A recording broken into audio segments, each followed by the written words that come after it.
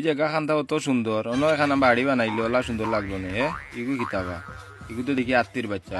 ওই ইগু কিতা হইছে বা সুর দেখি লম্বা করিয়া গাছ খায় না, ইলা থাকলে তো হুকাই যাবে বেটা, খাস না খানে কিচ্ছু বুঝলাম না রে ভাই। ইগুর আসো বিষয় লড়ে না দেখি ইনতে কি যাই গিয়ে এসে বেড়া খাইমু।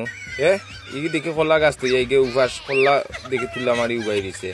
ওগো সিরিয়ার না দেখি রে বাবা, এক মসজিদ বললাম দিয়া দেই ধর খা খা খা খাবে খাবে, রাগ করিস না খা। ও ভাই ইনো কিতে হইছে পালাই পালাই খালি কো খা খা খা। না বাবা ইনো দেশে আত্মীর বাচ্চা গুসুর তুলা মারি উবাই দিছে, খার না উপাস এখন কইলাম ওগুরে দে কিছু খাও। খাইনাতে ইটা উপাস মরি যাইবা, ওটা লাগে আমি ফালাই ফালাই মুখ তুলিয়া দিলাম খাইতো, এখন একটা পাতা খান না রে বাবা।